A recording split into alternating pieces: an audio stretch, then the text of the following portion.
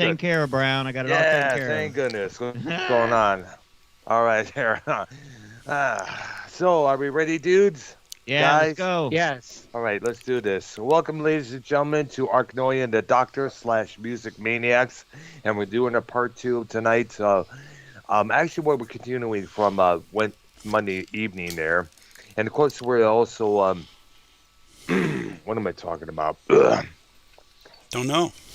No. Oh, yeah, we know we're talking about comedies, comedy albums, all the comedians that we grew up listening to and watching on the HBO specials, the albums, the films, the concert movies, like Richard Pryor live in concert. I remember that classic. Eddie Murphy's, the what's it called, Delirious and Raw, which came out in theaters in '87 there. All those classic comedians like him, Pryor, Cosby, Carlin, Cheech and Chong. And I think We lose you? Or do we lose me? Uh-oh. I'm here. we still got more. Oh, there we go. Understand. I guess Ark still has his list of Yes. top-rate comedians that are out there, like Chris Rock. I know. Yeah, we mentioned Oh, him. yes. Oh, shit. Well, I have one that I was watching a little bit Art? today. I don't know if you already mentioned him. Carrot Top. Oh, yeah. Carrot Top, yeah. I mean, Tell me a lot of his throws up stuff on me, damn it. a lot of his stuff is rock related. Like he'll have rock music playing in the background. Ark, you there? Yeah, I'm here. Yeah. I'm here. Dr. Brown. All right, there you go. Yeah, I'm here. I don't know. It just went out for some reason. I don't know why it froze. Yeah, Carrot Top was one of those improv guys that had a Yeah. chest full of stuff. And Yeah. I liked remember him. I thought him, it was funny. Yeah, I know. And the funny thing, not only had a good gimmick there with the orangey hair sticking out, he was also one built dude, man. I guess Oh, he yeah. worked out a Yeah. lot. Yeah, he had a lot of And muscle he on has him. a continuing, what do you call it, set or whatever they call in Vegas at the Disease. Luxor. Oh The yeah, Luxor. I What is it guess- called? A regent? What, a regent? Residency. Yeah. Yes. Mm-hmm. But yeah, I loved it when he'd pull the trunk out and start getting into things and just making stuff up as he went. Oh, he had one that I saw because I was watching on YouTube. He had one today. It's like, like Kirstie Alley. She used to be on Cheers. Yeah. Yes. She always gets, Yeah, she yeah. gains weight. She loses weight. She gains. It's like he had this serving, like a tray, like he had a cafeteria tray, but like when he pulled it out, like it had 5 other serving trays hanging from underneath it. So it was like a stack of serving trays, like, you know what I'm saying? It was Oh, funny. my I mean, there's all goodness sorts of gracious, shit he dude. does. Like Another he had, comedian like, that was similar to what he did was Rip Taylor. Oh yeah, he passed away not too long what's ago. I that guess, one a that couple used years to back. take the sledgehammer with the watermelon? Oh, that's Gallagher. Gallagher. Okay. We used to watch his specials on the Showtime network all the time, whether they were on, man. We loved him to death, man. Even without Sledge-O-Matic, he was a funny guy. Absolutely. It cut to a lot of chase, a lot of situations, whether it's politics, whether it's dealing with banks and everything else there. It's America. It's pure America to be pissed off. That's how we became America in the first place. That's true. Yeah. And he always saved the sledgehammer, the watermelon thing, always towards the end. He always did that, because he knew that's what the rest of the people would come to see. That famous, bit there. Yeah. Well, another guy that was... He was funny. Martin Mull. Oh, yeah. I remember a couple of his stuff there. I remember he had a couple of things there. I remember it was... he used to be on the... not too much. I remember it was mentioned a lot. I know he did a lot of TV roles, a lot of movie roles just as well. Yeah. He did a lot of that stuff there. So it kind of like, I mean, I don't know where he is now. Did he retire? Is he still around? I don't know. Another guy I liked a lot, had some pretty good albums, was Robert Klein. Yeah, I remember him. One of the neighbors had one of his album. It's entitled "A Child of the '50s." Yeah. I guess it was kind of good, funny stuff on that was on there. Yeah. He was actually really entertaining, I thought. Yeah, he was. I don't know what's up with my computer screen. It's fucking up. I don't know why that happened, man. some reason I can't even move the little arrow there for some reason. Huh. Then we got Adam Sandler, I suppose.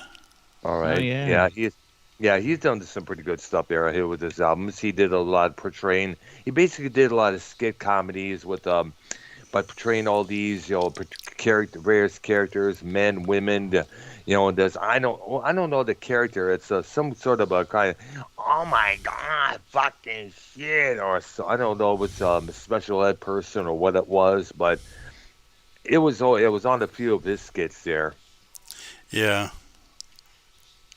I know I had a pre-recorded cassette of a thing called what are his albums? Oh yeah, They're All Gonna Laugh at You. And we also cannot forget that one song which celebrates Hanukkah, because I guess he's Jewish, if I understand.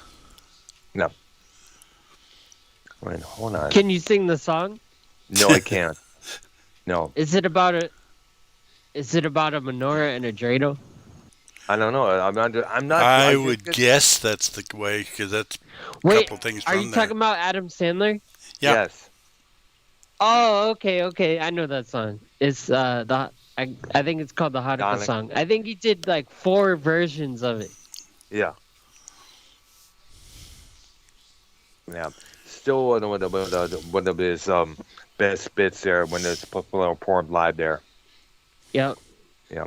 And I know all the people who are Jewish that definitely love that song to death, because that was their theme song for many years there. Yeah. Yeah. Justin Smorley. Mm. That scumbag. Who? Did you hear what happened? Breaking news: Justin Smorley got found guilty. Justin Smorley, and that's the guy who killed. I guess. What did he do? No, he pretended like these guys hung him and like racist. These black guys. Justin. Remember that whole bullshit? Oh my gosh, that son of a bitch! I did a few vlogs on that asshole. He was found guilty, bro. What a Oh lie. my gosh, that's stupid. Go ahead, my bad. I was just breaking. It's okay. I'm glad you told me that. I'm glad we haven't heard anything about that asshole in God knows how long, and now we got the official word. Thank goodness he got his just desserts. Dang. Okay. I got 6 charges. All right, go ahead, guys. My bad. Oh, that's okay. I'm glad he was found guilty. We all were. We all are. Yeah. Yeah, it's kind of pretty obvious. I don't know what the fuck is up with this. Hold up, guys. Something's with my computer here. Everything is frozen. It's possessed. Oh no! Just restart it or hit escape. Or hit us. I don't know what the fuck is going on here. I may have to do it over again there. I'll probably. Still live here. I'm playing Stained Class, the album in the background here. Nice. So. I had that on vinyl. I got that up from a garage sale many years back. I got that on vinyl. I got that on vinyl on eBay like 2 years ago when I started nice. into and it's original too. There. Yeah. Go ahead, brother. Try restarting your computer. Try restarting. Can't even find. Hold on. Okay, I'm just gonna shut it off and then I'll join you guys back on. And yeah, a lot of them. I'm sick of it. All right, I'll be back, dudes. Okay. Well, that's it. That's it. Though the computer will start. Okay, come on, dude. Okay, obviously you're on the phone, so I'll continue. All right. No, I'm not on. Hold up there. I'm not on the phone. Then how are you talking to us? Technical difficulties, ladies and gentlemen. I don't know why it's doing that. It's not even registering. It's not even registering that I'm live on my channel there. Uh-oh. Something's up here. I don't like it one damn bit. And I'm getting Keith is sending you packets right now. Keith packets.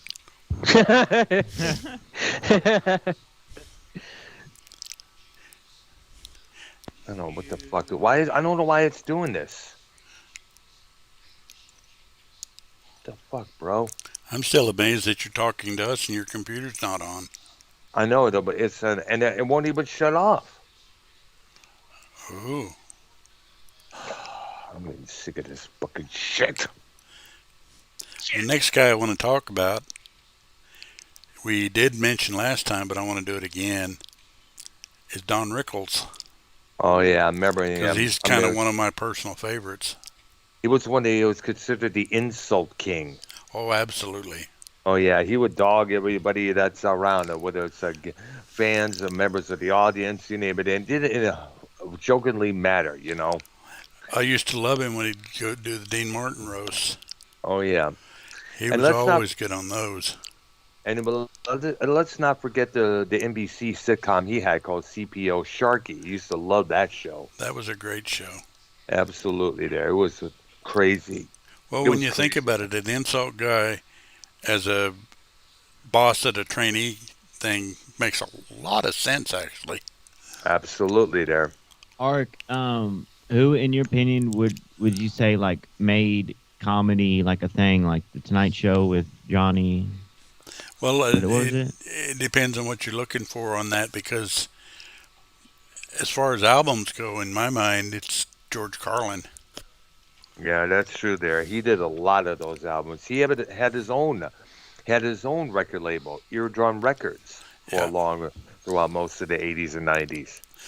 Yeah, I think he's the one that set the tone for. Well, come to think of it, Bill Cosby is actually a better example. Exactly. There's a lady, I think I remember her. Her name was Rusty Warren. Yeah, Yeah, she did. My dad had one of her records. It was, I guess, it was called, I think it was In Orbit or something it was, but she had a song about birth control, uphill. Oh, Yeah, and that was way back when. She did some what they call risky humor back then. I they had remember one birth that control back then, Earl. They had birth control back I then? believe so. Yeah, Wow. I'm surprised. I'm not too sure when that song came out, but it Keith, may have found, look up when birth control came in the United States. and look up Rusty Warren. All right. Okay, definitely, because she deserves a nod. Okay. Hold on. Yep. Birth Control came out May 9th, 1960. wow, Wow. So it's been that long. Oh. Yep. Wow, it's a lot longer now. Now So I'm gonna that's look up Rusty Rusty Warren. Warren. Yeah.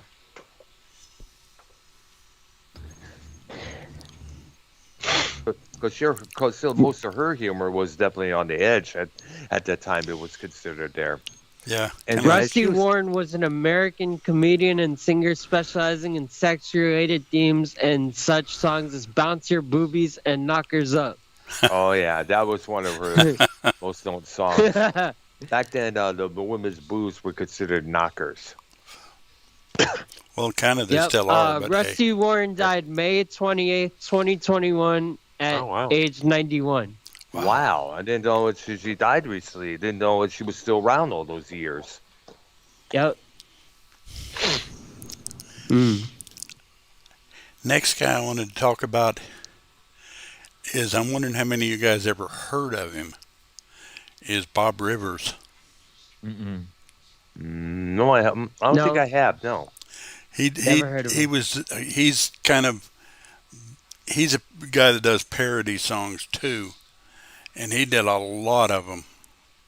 He actually has done more than Al Yankovic. Oh yeah, Weird Al Yankovic. What about there was this one I remember called Kipadana. He did a song called Wet Dream that was popular on FM radio around the 80, 81, 82 period there. Yeah, And it was the funniest stuff there. but yeah, Bob Rivers did things like Seasick Asian Man, which is Secret Agent Man, parody of that song. Parody of that one. I see there. And I Am Santa Claus, which was a parody of Iron Man. On Black Sabbath there. I definitely remember that. That's for sure. Let's see, what else did he do that I can think of off the top of my head? Yep. A parody on Black Hole Sun called Asshole Son. Oh man. I can imagine what that was. That would be what was how it that called? was. Asshole Son.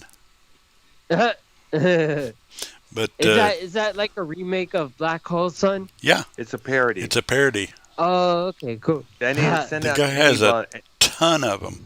I bet there's 400 or 500 of them. Oh yeah. Wow.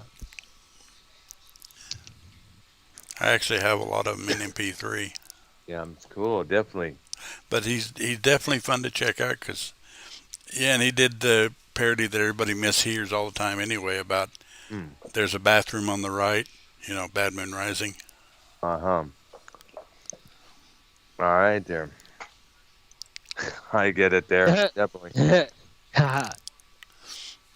Because a lot of people hear that, where it says there's a bad moon on the rise, they hear there's a bathroom on the right.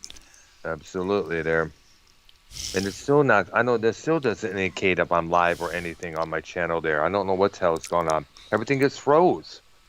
That's kind of weird. Let me check the stream. Yeah. I was going to say, somebody wanted to check there, so what the hell is going on? Dr. Earl, it says you're not live on your channel. And now it just blinked black for a second there. Yeah, you're only The fuck is going on here? I'm getting sick of this shit, man. I guess you need a new computer. I just know this is kind of like a new computer, but the thing is, this was given to me by my nephew. Everything was done on it. Now it just went out, finally. Well, it's new for you, but...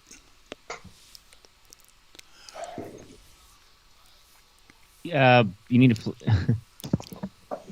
Brown, you need to go ahead and flush that computer down the toilet. And if you got a toilet that'll pass a computer, wow. Now you gotta put it in a trash bag and break it and shit, and then put all the pieces down the toilet.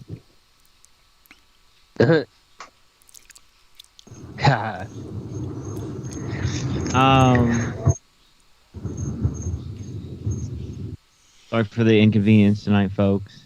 Dr. Brown's going through some technical difficulties. Yeah. But that's why we have the backup streams. Arnolia's live, right? Yeah, and you're live. Well, I guess technically we're all live, but...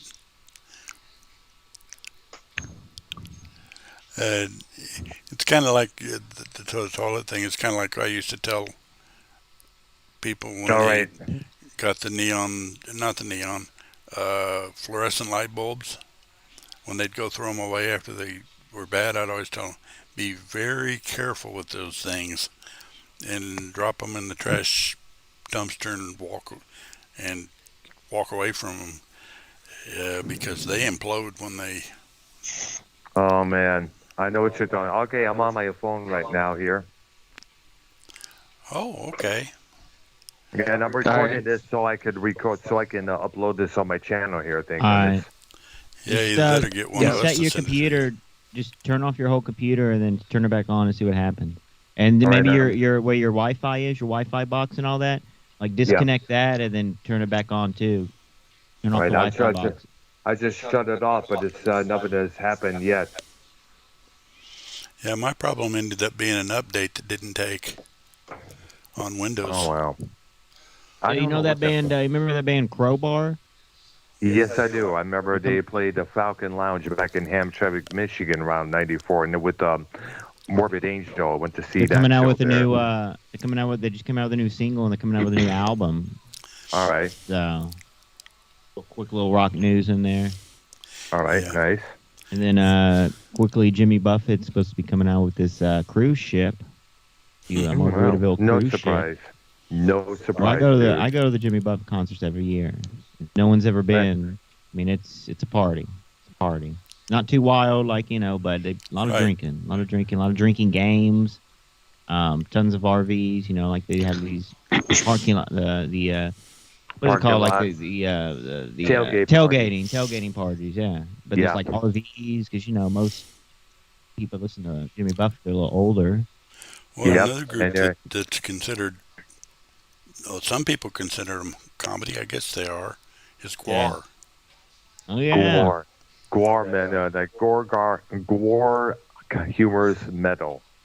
Yeah, but they're considered comedy. You know what? Believe it. I remember this. Gwar was on the old Joan Rivers show back around the '90s when the was first starting out, and my sister called me. She told me to go to this station, and she wanted to ask, what the hell is that there?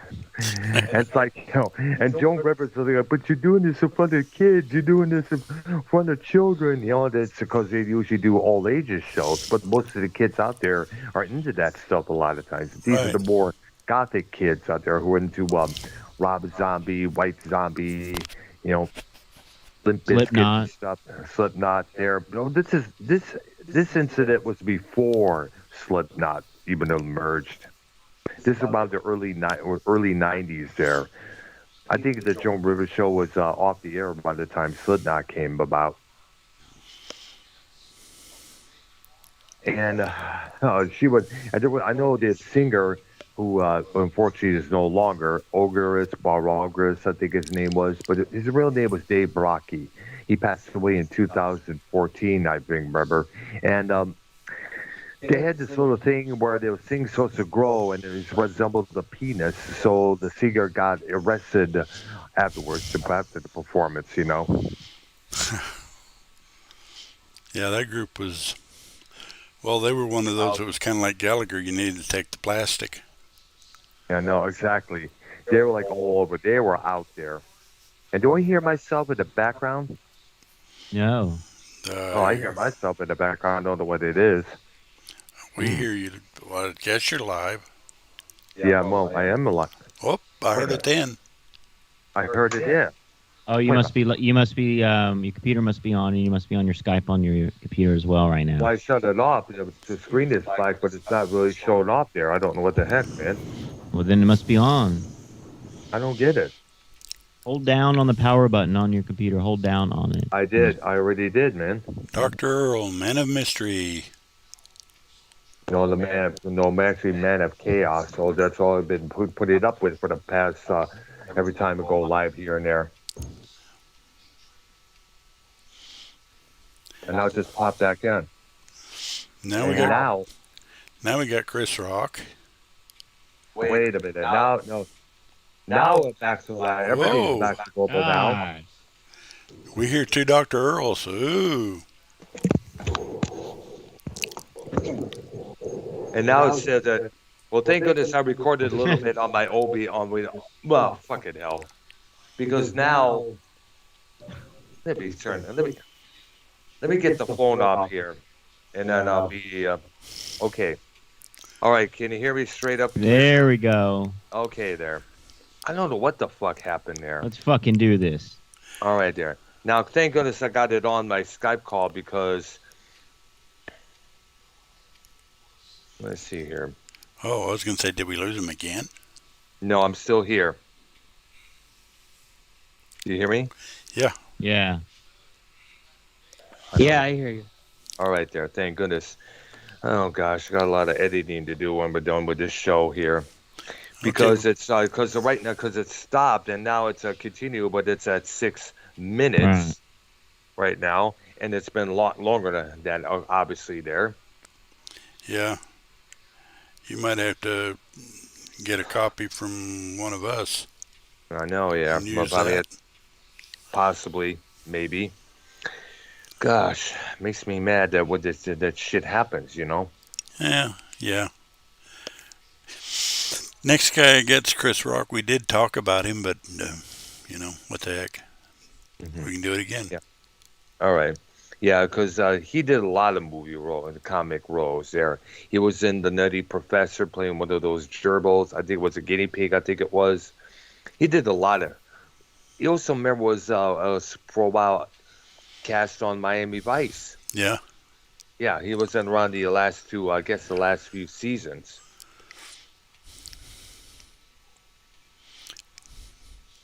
Then we got Joe Rogan.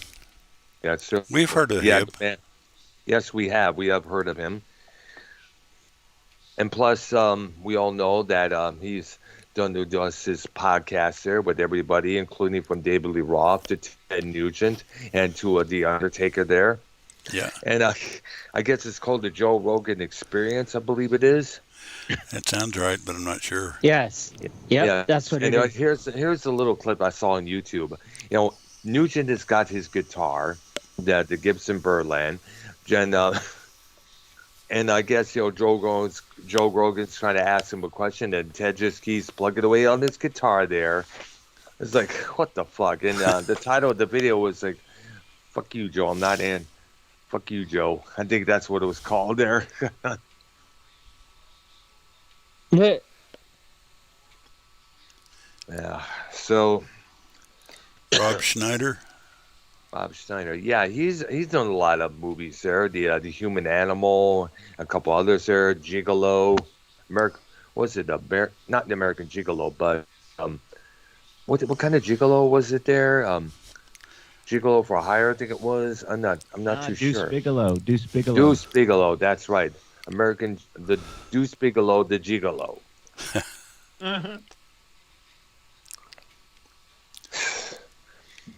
And then, did he release any albums, by the way? I believe so. All right, there. All right. Okay, next guy I got is somebody you guys have heard of. Jerry Seinfeld. Oh, Yeah. yeah. He did stand up before. He was also doing while he was doing his TV show, he was doing stand up just as well there. Right. And the funny thing, he ended his show before it got stale. Right. This show was one of the top shows on NBC, and when he decided to end it, he figured he'd go out with a bang. Let's end it while it's on the top. Which because is, you wish other shows had done that. Yeah, because so many other programs have did what they call jumping the shark, where they try to keep the show going, but still try to keep it relevant by adding this character or that particular character, that kind of segue, that kind of segment or here and there, but it kind of goes stale. And when it does that, the show is like done for, Yeah. So even though I never watched that episode, I was never into that stuff there. Nah, me neither. Yeah, because at that time I was working till 11 at the restaurant job I was at in Roseville, Michigan there. But him, Friends, they were like the two top NBC programs around that period there. I never got into Friends. Neither have I. I never did was I. It's at that time, the sitcoms for me was just, just kind of blah. Just mostly canned comedy, stuff that really wasn't that funny, but they just had the audience like either laugh tracks playing in the background there, like the Scooby-Doo movies cartoon show there. Yeah. Remember that? You remember that? Yeah. Yeah, they have all these celebrities on that show there. We got to talk about Scooby-Doo one of these days. We got to do an episode devoted to him. Yeah. Because next to the Flintstones, Scooby-Doo and the Boys, Mystery Inc., or the Mystery Machine as they were called, they're probably the most Hanna-Barbera's iconic, franchises next to, as I mentioned, the Flintstones. Yeah. And the Jetsons. Yeah. And the Jetsons there. Well, we have yet to see or hear multiple Jetsons movies out there, or Jetsons references in like we have with Scooby-Doo. True. Many spin-off programs on Scooby-Doo. The 13 Ghosts of Scooby-Doo. A pup named Scooby-Doo, which was a lot more hilarious than the other shows that came out there. Yeah. The only thing about Scooby-Doo that kind of got my goat a little bit was I was never a fan of Scrappy-Doo. And I don't think anyone was at that time. It was like, but why then did again, you do this? Probably a jump. Probably that was their jumping the shark. I guess it was. Yeah. Did y'all ever watch the Scooby-Doo movie, that first one? I did, yes. Me and a gal named Cynthia. We saw that. Did they go to that island or whatever? Yeah, I think it was. Yes, it was. That wasn't that bad. Yeah, it was. It's been a long time since I've seen that movie, but I like that and the show they had on Saturdays. Yeah, it was. The one thing I couldn't have really figure out, was did this one show. It was just Scooby and Shaggy and this little girl with them going on these different adventures. I think it may have been the 13 Ghosts of Scooby-Doo, and with Vincent Price as I don't sort remember of that for sure. I remember seeing a couple of that stuff on the old Cartoon Network there a few times there, but there was constant Scooby-Doo shows left and right, right and left. I guess, Scooby-Doo, Where Are You must have been that big of a hit. Yeah. So they decided to carry that franchise over to the 2000s. Yep. And it's fit to say that, probably one of the most acceptable stoners out there would have to be, of course, Shaggy. Mm. Yeah, that's true. We all know. And tell me, I want to know this. What the fuck is in that Scooby snack that made Scooby so high when he eats it? Scrappy made it. THC edibles. THC edibles. Yeah. THC edibles? Heath, did you ever have Is that like Heath, THC? Heath, did you ever have that the K2 called Scooby Snacks? Nah, I only got one thing from K2, and it was Nightmare's Revenge. And I don't know why I got it, because it made me paranoid as fuck. Wow. Like, I was paranoid about everything, but I kept smoking it. I don't know why. Oh, wow. I should have bought some, like, Roller Coaster Madness or something. Like, why did I get Nightmare's Revenge? I don't know there. That's something. Brown, Dr. Brown, have you ever smoked K2? No, I haven't. Never. Oh. Remember, I don't smoke anything. Yeah. Dr. O, you're a straight edge, right? Correct. 120%. Yes. Good for you. Yep. Me too. All right, good for you. Next guy I got is kind of an old timer in a way, because his stuff was mainly in the 60s. Alan Sherman. Alan Sherman. I remember hearing about that name a few times there. You possibly heard Hello Mudda, Hello Fada. Oh, that's the Here one I who am did at Camp that Granada. song. That's the one who did that song. That song was parodying a couple other commercials I remember hearing in the past. But he was big on parody too. Oh yeah. Although more original, he didn't do the thing Bob Rivers and Yankovic did. Well, Weird Al Yankovic did a few originals I was knowing. I remember there's this one that it was saying the night Santa Claus went crazy or something like that. I remember hearing that song back in 2012. Fastest, funniest minutes on TV. This The Alan Sherman Show. Ah. They say we'll have some fun if it stops raining. Ah. I went hiking with Joe Spivey. He developed poison ivy. See there. Pretty good. All right. That's pretty good. It is a pretty decent song, actually. It is. You know what?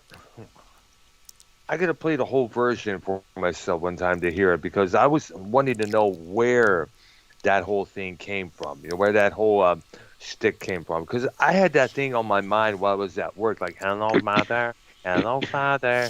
I'm at work now. Your belly's fatter. Well, Betty, I got something better.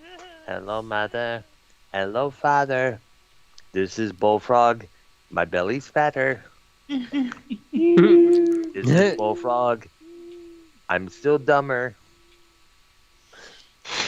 So going after that. Next guy I got you guys may or may not heard of, Shel Silverstein. Oh, I remember Never that. heard I of him. remember that guy. Yeah, he was an author. He come out with a bunch of records.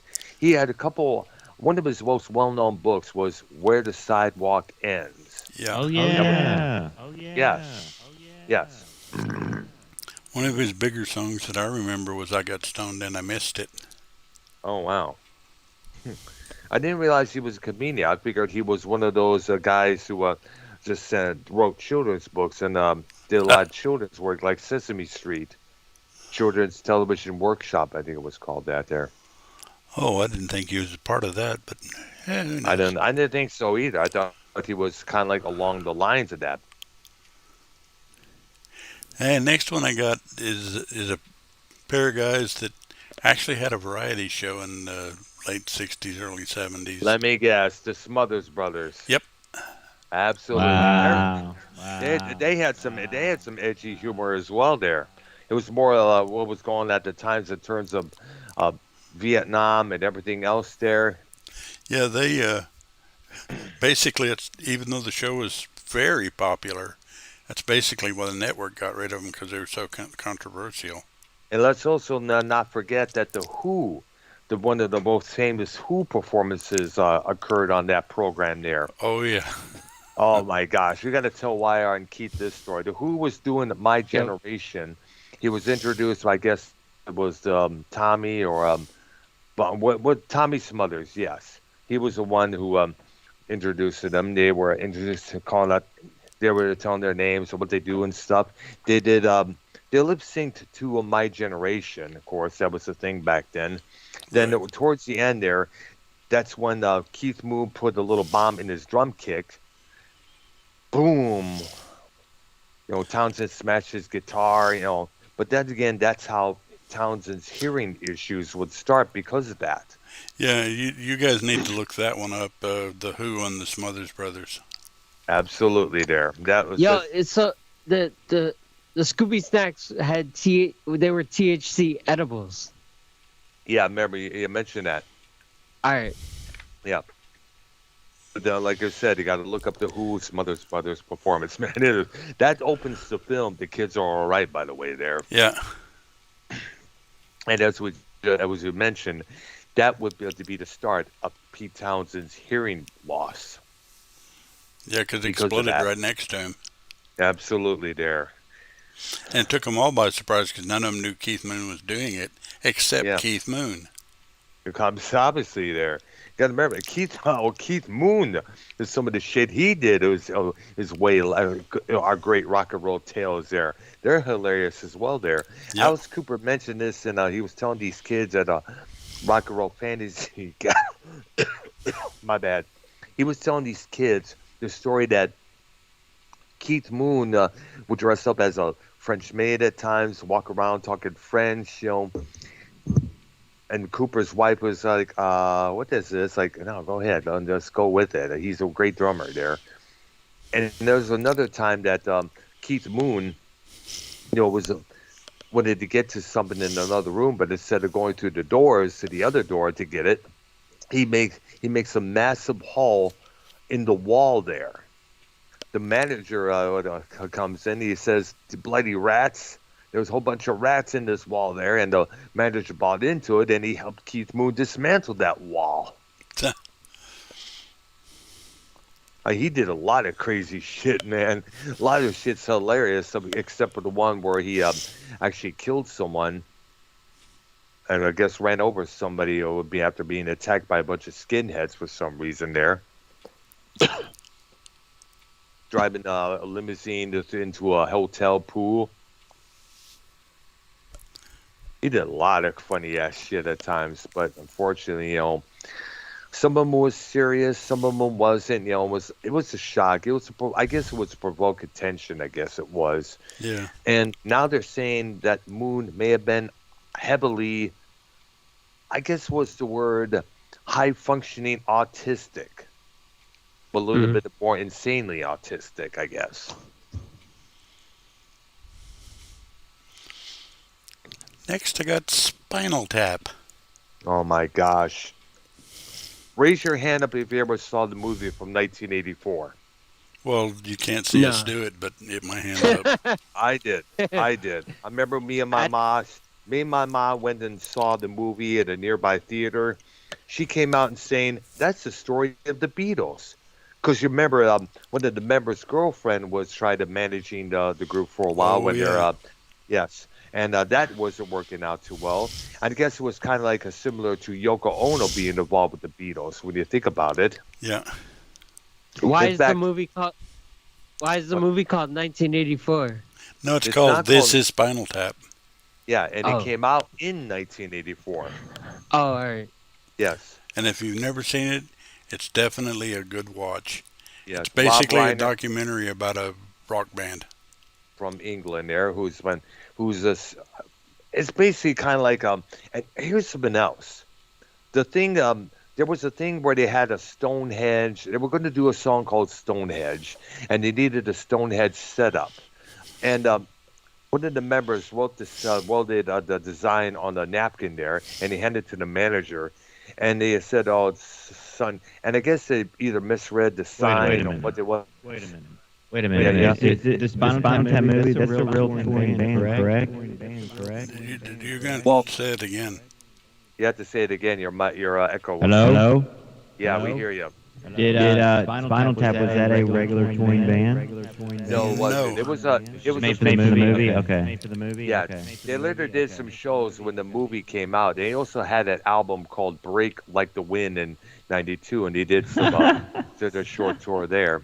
This was made up of Michael McCarran, what's his name? Michael McLennan from Laverne and Shirley, Lenny and Squiggy. I guess it was Christopher Guest.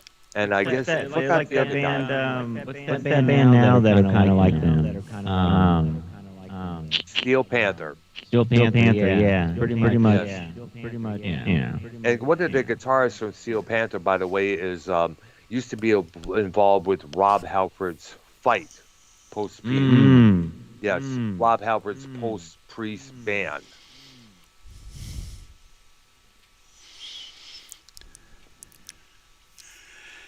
Next one's another group of people you've heard of, Yes. the Three Stooges. Oh my gosh. Bow down to them. On the 8th day, the good Lord above created Curly, Larry, Moe, Shemp, Curly Joe. Generally the ones that are the most popular are Moe, Larry, Curly, or that's the one people. Absolutely. Although Shemp wasn't bad, I didn't think. Yeah, but I know he made an appearance in Abbott Costello. I think it was a movie or a TV skit because Abbott Costello, we got to mention them just as well there. Yeah. Which is absolutely. Who's on First is one of their classics later on, though. But we got to get. But back to the Stooges. I did this stupidest thing to my sister. We were trying to pretend we were the Three Stooges, and stupid ass me took something and I hit Michelle with it, and she started crying and she was bleeding, and yes, I got a whooping for that. I did. I actually did that because I was a young ass kid at that time, and I didn't know which one watch. I figured you hit somebody on the head with a hammer, they'll just go ooh and be untouched afterwards. Yeah, course, that's kind of the danger of that show, but didn't happen all that much, I don't think. No, not unless. Of course, all those realize now all those things that they used were all fake. I mean, you remember the Three Stooges movie that came out in 2012? At the end of that movie, the directors of that movie demonstrated, they actually had to demonstrate, that the props that we're using were actually fake because they were out of fear that kids would start doing the same shit that the Stooges would do in that movie. Yeah. Remember, kids learn from what they see, like I was one of them.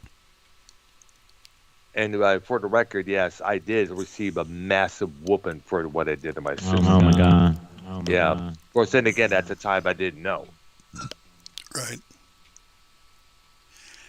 Then we got Lily Tomlin. Oh my gosh.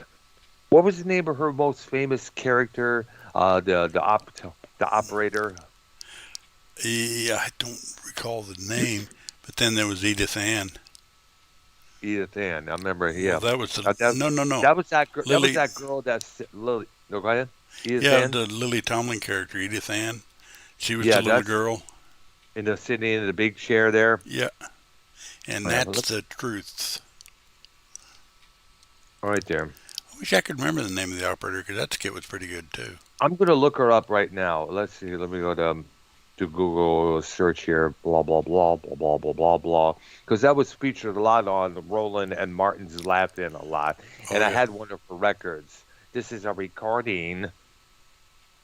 Yeah, I had And That's the Truth too, Um, which was the little kid. Absolutely, Lily Tomlin. She starred in the movie. I guess it was a serious role for her with John Travolta, called I guess it was called Moment by Moment. I guess it came out in 1980 there. Yeah, I think she was in 9 to 5 too. Let's see that. Yeah, she's still around. She's 82 years old. She's Wow. from Detroit, Michigan. Yay! Earl, you're from Texas now. Yeah, I'm in Texas now, but still, I still have a Detroit mind. 9 to 5. She was in that movie. Right. Gracie Frankie. She was started in that movie You there. got that. You got the Detroit mind frame. Yeah. Oh yeah. I can't forget the Magic School Bus, which it was a kids show from '94 to '97. The movie Grandma in 2015. All of Me with Steve Martin. Big Business from 1988. Whole bunch of other stuff there. And I'm looking for her most well-known character. Cinnamon name goes.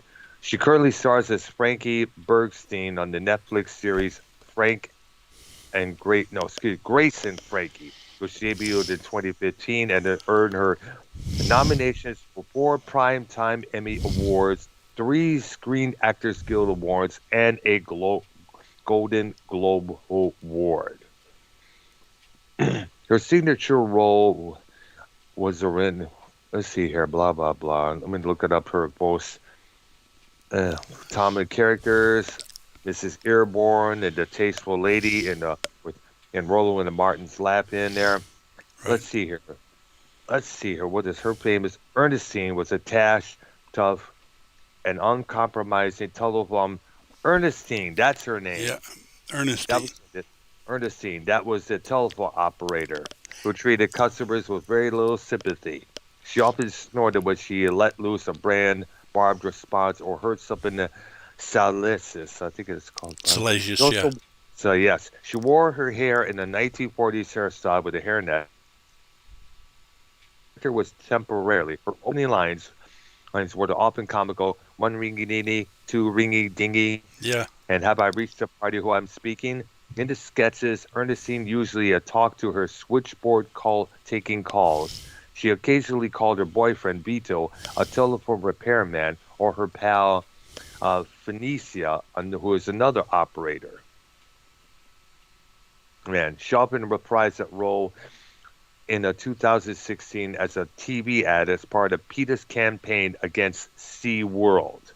Tomlin has also reprised the role on several episodes of Sesame Street. Now, Edith Ann was one of them. There was another one called Mrs. Judy Beasley, a housewife and mother from Illinois, who often is chosen for television commercials and offers good customer advice. She appears in the Incredible Shrinking Woman in 1980 there. Mrs. Earborn, the Tasteful Lady. Susie, the Sorority Girl. And the Consumer Advocate Lady.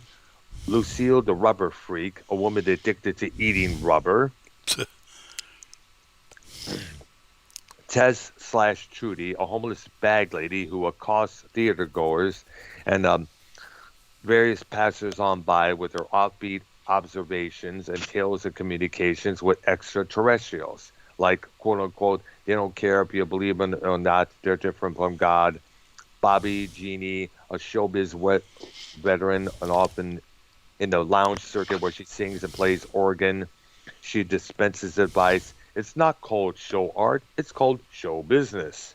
And she was one of the first female comedians to break out in male drag when one of her characters, Tommy Valero, spelled Velour, and in 1982, she later became popularized by a Saturday Night Live appearance. And in 1970, AT&T offered Tomlin $5,000 to play her Ernestine character in the commercial, but she declined. And she's still around. Credit to her. She was one of the first lady comedians out there to come up with all these crazy characters. Yeah. And still be involved in show business today. Hence the Netflix series that I mentioned. Mm-hmm. Okay, who's next? Ron White. Oh yeah, Ron White. We were talking about him. He was supposedly a part of Tater Salad, yes. Right, Blue Collar TV. We know him.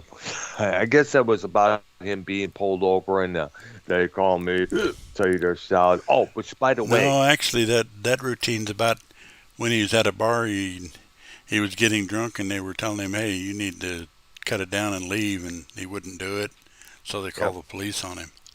oh wow, I see there.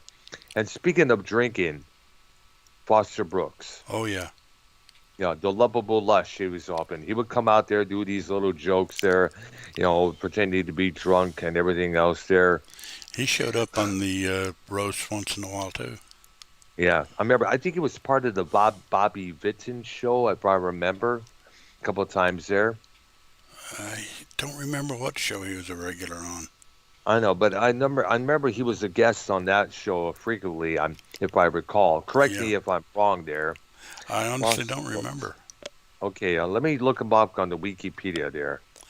Well, another lovable drunk, if you will, that goes way back that I'm not sure you guys even remember him, but Crazy Guggenheim.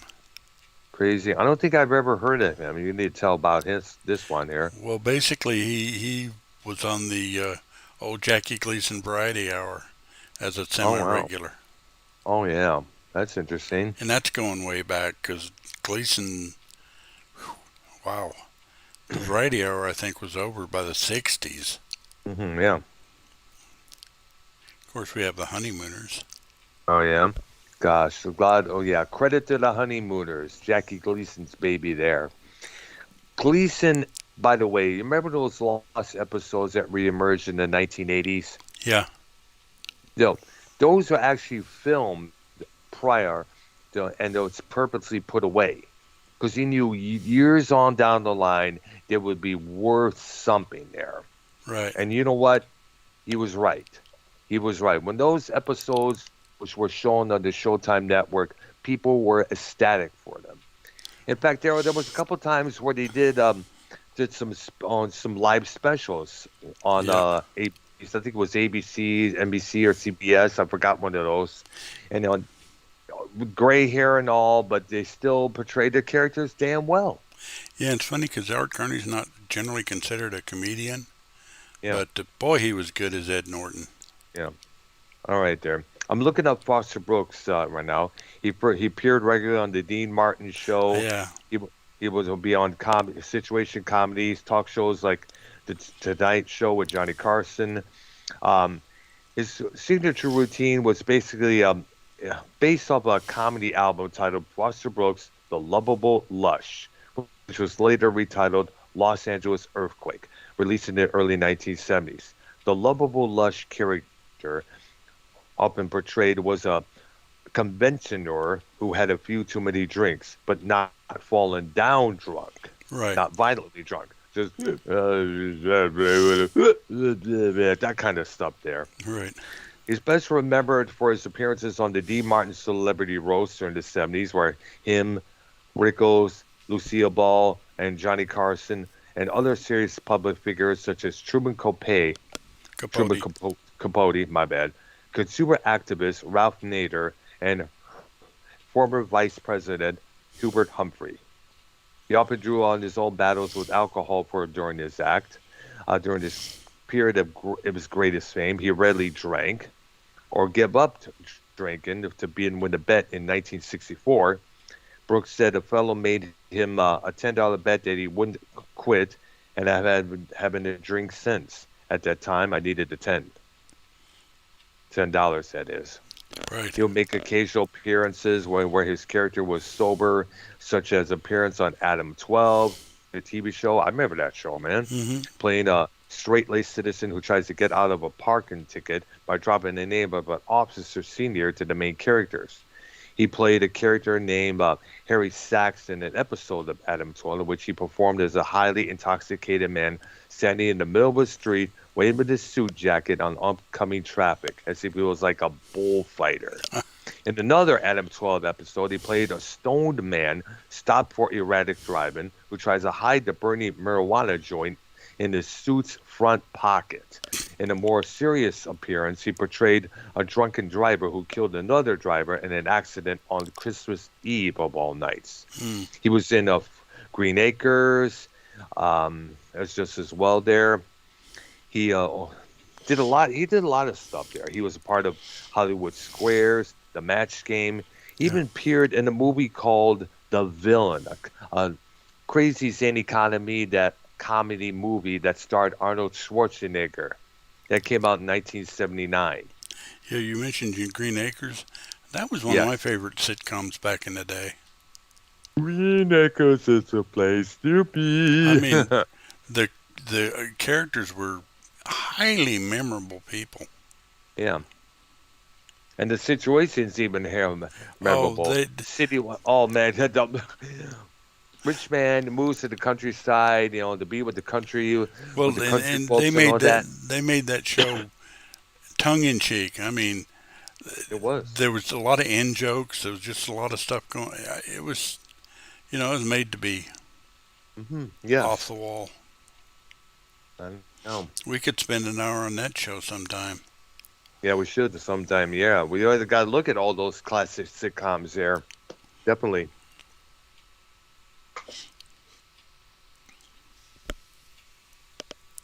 Nice.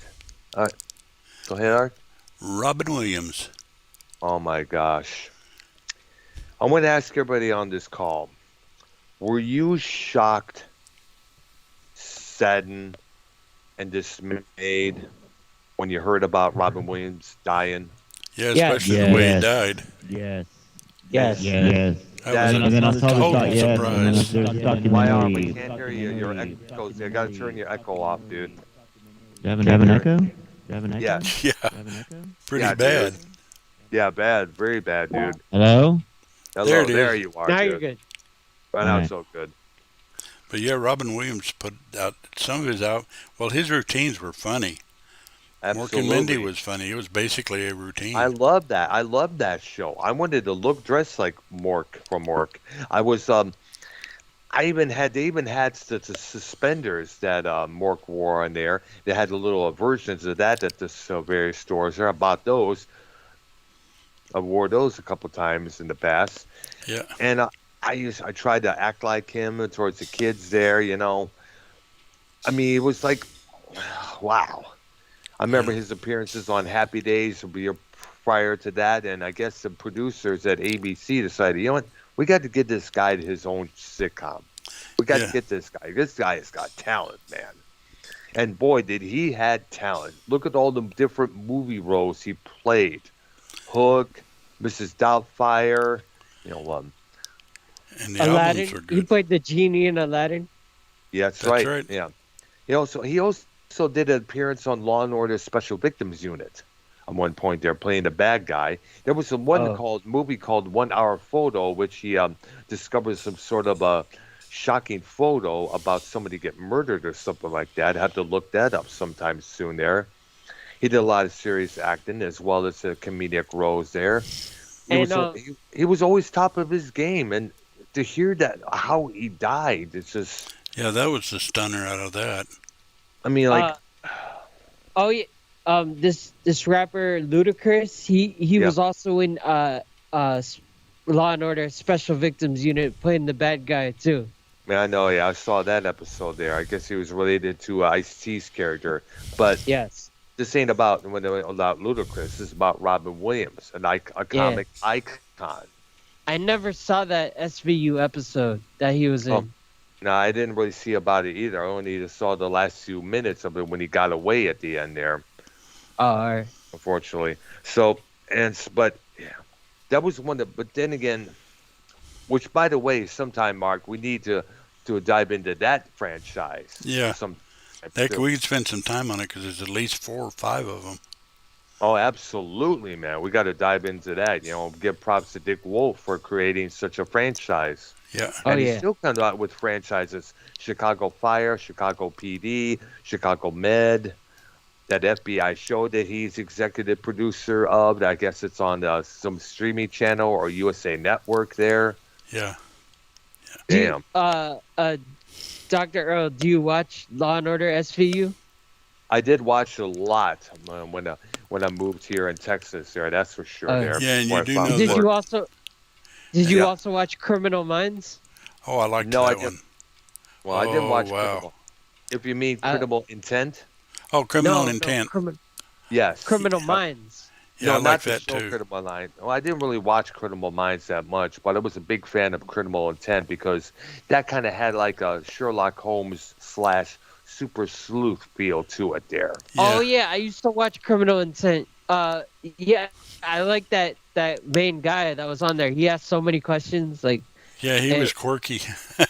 Yeah, was Yeah. Robert Gorin Yeah. played by Vincent D'Onofrio. I know Richie from the Super Ugly Show credited him as one of the best character actors of all time. I'd almost have to agree with that. Yeah. He was like a sort of a Columbo type character, but not as Yeah, he was, but not as not exactly like Columbo. right. There was differences. And also credit to Chris Knott, who starred in the original Law and Order, to later move to the Major Case Squad for Criminal Intent there. And also, we cannot forget Jeff Goldblum. Right. He starred in a season or two on that program there. Yeah. Although that's not what we're talking about. I know, but I was going to say, we got to get back to our comic list there. Flip Wilson. Watched him as a kid. That Geraldine was a was great one of his main variety show. characters. Absolutely. His greatest character, Geraldine. Yeah. The devil made me buy this dress there. Yeah. He also had the thing called Welcome to the Church of What's That's Happening Now. Yeah, he had 2 or 3 really good albums. Yeah, and then, I liked the one where he had a routine about a lady that was on a train. Yeah. And somebody drunk or whatever insulted their kid. oh, wow. And she complained to the conductor, and the conductor went and, moved the guy and all of that stuff. And then he went back to the lady and apologized. He was so sorry. He was so sorry. Good. I brought you a little drink or whatever, and here's a banana for your monkey. I was like, Oh, my Oh, my. God. Dude. I thought that was funny because it just came out of nowhere. Oh, man. Oh, dude. You try that nowadays, the cancel culture be on your ass. Yeah, but that was A lot incredibly funny. of this humor that we're talking about here would not be set foot in this day and age. And that's why Of there's so PC, cancel few. culture, yes. There's so few comedians nowadays that are funny. I I mean, some know. of them are, but they have to tread a line. They have to be very careful. And the only one that's doing that right now is David Chappelle. Yeah. Well, I heard Keith, and then he disappeared. Yeah, that's Keith, what's up, Keith? I think like a bunch of people need to group together and stand up to cancel culture. It's like I agree. it's getting really ridiculous right now. I agree. I will agree with you 100%, man. I'm just sick and tired of this person paying a price for what they said. I'm sick and tired of this person paying for this tweet that they said, even though it's expressing their opinions. What disappoints me is that these are the people who feel that everything should be politically correct. Everything should be nicey, so sensitive, so touching. Anything that's harsh, anything that's demeaning, anything that regard as harsh and demeaning must be canceled. You do something back in 22, like the plane ride from hell. They cancel you now. They have to make them pay for things like that. You say the wrong, but yet we don't see cancel culture going after the ones who really deserve it, like Marilyn Manson. We see they're just going after the wrong people. Yeah. I mean, like going back to the plane ride from hell we mentioned. That was back in 2002, 2001. Let it go. Just go to the people who deserve. Who are these cancel? Sorry, go ahead. It's basically a group of people that are kind of working as a group, but independently. I don't think we don't know who any of them really are.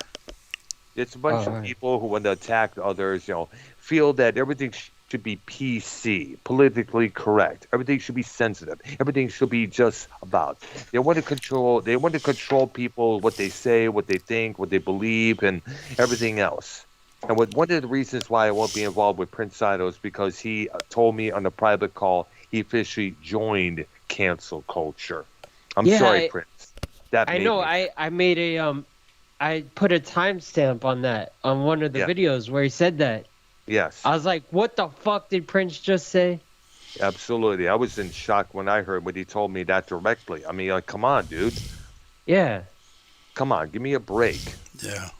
that must be who these people are. They're a bunch of trolls. Essentially, Yeah. pretty much So it's that's not- a good description.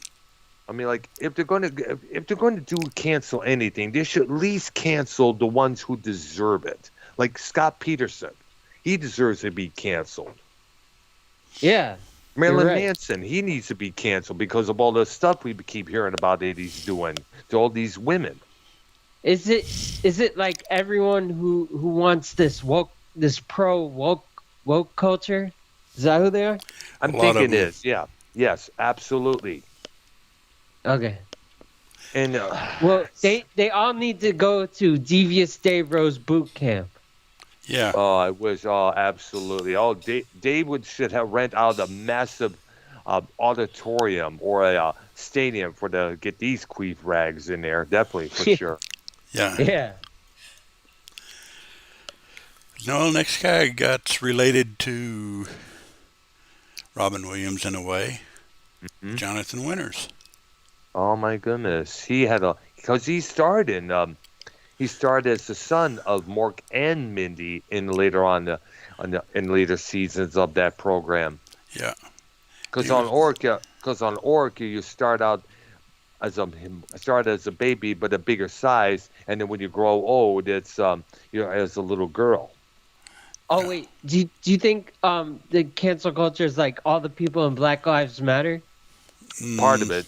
No, it's Okay. either black, white, or Hispanic. It doesn't matter. What doesn't matter All what right. race or color they're in. It's just their thinking pattern sucks massive Yeah. donkey balls. And, All right, yeah. All right, go on. and Right. Jonathan Winters was one of the great improv guys too. He was, yeah. Yeah, he remember had he a had a variety huge- show in the Yes, I remember late seeing that a 60s, couple I think. times. Yes.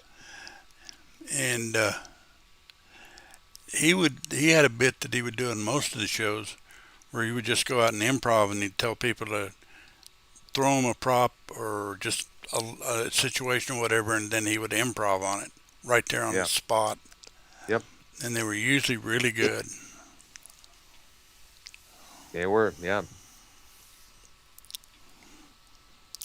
But I was trying to remember. He had characters too. Maud Frickert was one of them. Hmm.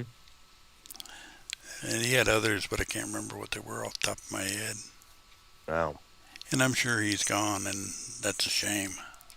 I know. Yeah, it's sad because, all the ones that usually it's sad that the ones that they now find are the most interesting, they're the ones who are no longer around, unfortunately.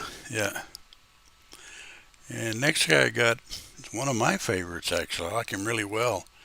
Yeah. He didn't have a really long time, and I don't even know if he's still around. It's Stephen Wright. I know. I remember him. Yes, I remember I his used to stuff love there. his bit because he was one of the greatest deadpan comedians that would come up with stuff that you were like, what? I know. And it's funny. It's like, yeah, what was it? Oh, the world is a small place, but I wouldn't want to paint it. I'm like, Wow. What? I mean, he'd do stuff like that all the time, and it was great. Yeah, I know.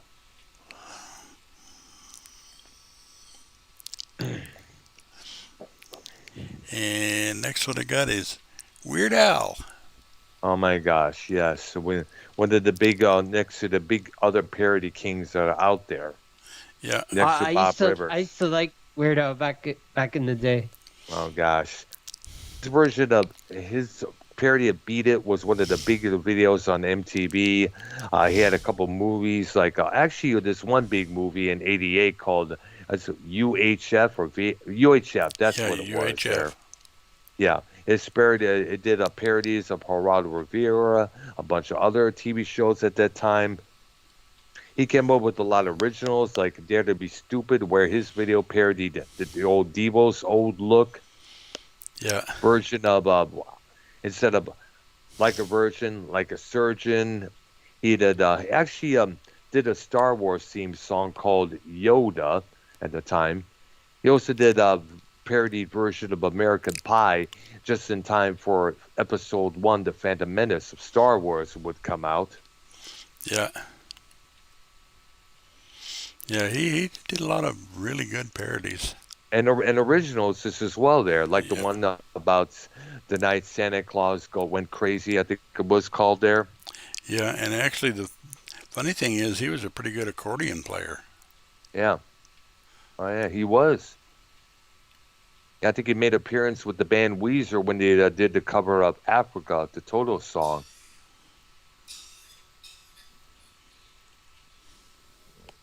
And we got to mention, did we mention Dave Chappelle? You did once real quick, but not. Yeah, we got to give. I know we got to be, because he was like one of the true out there comedians out there that are really sticking it to the culture that's out there today. Yeah. Like I remember he had a lot of issues with Comedy Central. He told them to take the job and shove it there. Walked away from that show. I guess there's massive issues with those between the two there, Right. and which was sad because Chappelle's show was like massively big on that channel there, next to South Park. Yep. Yeah. Yeah. I And we've love also got to Dave talk Chappelle about- shows.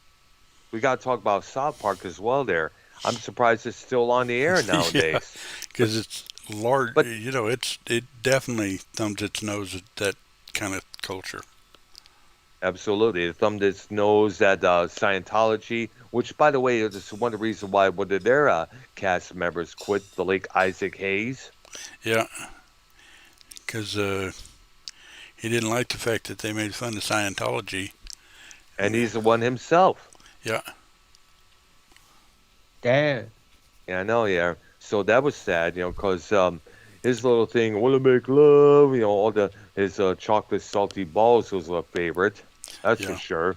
Yep. In fact, Eric Cartman, one of the characters, there was this little thing where I guess Stan would say, "I'm sailing away," and Cartman would just recite the lyrics to "Come Sail Away" by Styx in a rapid pace, and that helped make that song by Styx popular once again. Yeah. Last guy I got on my list, and of course we go off list, we think of somebody. Yep. And I guess he is considered a comedian when you think about it, is Frank Zappa. Yeah. Oh my gosh, one of the great ones. We were talking about this guy. I remember maybe a few episodes back. I had a lot of his records. I remember one of the records I asked for my mom to get me for Christmas was Burnt Weenie Sandwich, which was a live record. I remember his albums like Freak Out, one of the first double albums that came out in '65 there.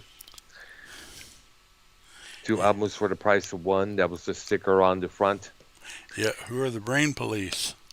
Absolutely. Go Cry on Somebody Else's Shoulder, Trouble Every Day, which kind of which really, I guess once Keith said that Zappa was one of the real first rappers out there, he was a kidding, because in a lot of ways, he did the kind of like a rap in that song there. Help, I'm a Rock, Yep. The Return of the Son of Monster Magnet, which, by the way, the band, the Monster Magnet, that's where they got their name from there. Yeah. And plus, all the other songs like Dynamo Hum, the album Overnight Sensation, One Size Fits All, Billy absolutely, Billy the Mountain. That's just another band from LA where that track is from there. I had that one. Uncle Meat, that was another one of my favorites. And the multiple record labels that he operated, Bizarre, Discreet, Straight, and Straight Records was one of the first labels assigned to the band Alice Cooper. Pretty's for You, Easy Action, those released on that album there. Yeah, if you want to see something really weird, look up the Steve Allen Show and Frank Zappa's first appearance. Oh my gosh, You How to won't Play a Bicycle. even recognize him. Absolutely. He was clean shaven and short haired at that time there. How to Play a Bicycle, I think it was. Yeah. He made appearance on the Monkees TV show there. I would teach you how to play a car. and Frank and Frank Zappa's doing his conductors with his little stick there, while Mike Nesmith tears up a car with a sledgehammer there. Yeah. Yeah, we actually need to give the monkeys a little credit. They got pretty good at what they were doing. Absolutely, and also credit to Mickey Dolenz. He was the most zany. He was like their Keith Moon in a way, but not potentially dangerous as Right. Moon was.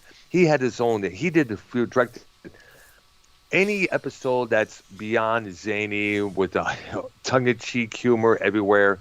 That was Mickey Dolenz. He did a lot of that stuff there, Yeah. and he directed a few of some of those episodes. He also went on to become a very successful director in England there, directing a couple shows here and there, including a bit where Christopher Ryan, a.k.a. Mike from the Young Ones, eating 2-day-old yogurt and not realizing it there.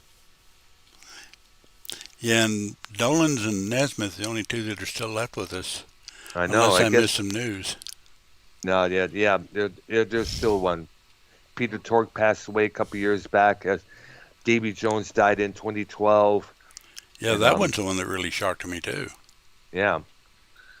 So right now it's the Mickey and the Mike and Mickey show there. I guess they're performing some of the songs from the old days there. And they did come out. I guess he came out with an first full album with all four members.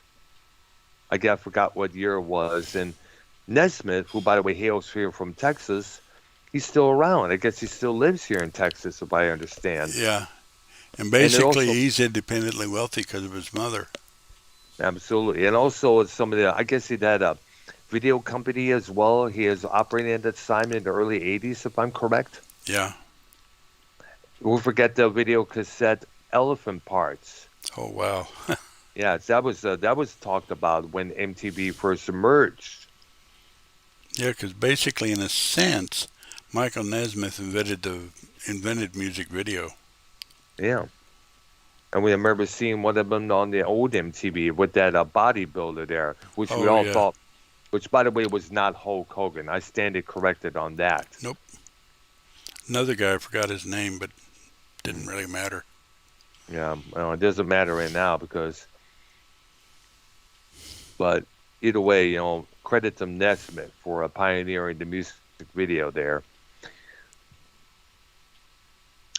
All right, so anything else, or is that the end of our list? Yeah, that's the end of the list I got. Can anybody think of a guy or two that we missed, or girl, or We whatever? haven't covered everyone, but Monday we're going to do the festival thing. Right. Yes, definitely. We got to talk about the good festivals, the bad festivals, the good, the bad, and downright ugly. Because there was a few festivals that were just that, But we also got to mention the good ones, like the two US festivals in '82 and '83. The controversy behind Woodstock '94 and the tragedy of '99. Yes. Oh God, that was a fluky. We'll go over California Jam. Absolutely, the Toledo Jam. I remember there was a few of those. Isle of Wight. Yep, absolutely. Which is over in England. Almont. One of the worst of the bad cop festivals there. Yeah. Next to Woodstock '99, I should say there. All right, so this coming Monday, we'll take a look at rock festivals from past, present, and future. Why? And, Who is Midnight Gonky? Huh? I don't know. I don't know. Midnight Donkey? Yeah. Sounds like a name for a porn movie. Okay. Yeah, actually, it kind of does. Keith, what's the problem? Oh, I found the video of him talking trash about Sean's View and Foul Mouse Network. Oh, nice. All right. Well, this is not a drama show, so. Stupid Tony. Okay. Thank you. No, Midnight Gunky. He's talking trash All about right. Sean's View. Oh. All right. Well, anyways, the Monday, Yeah, I got Monday show, everyone. The Monday show.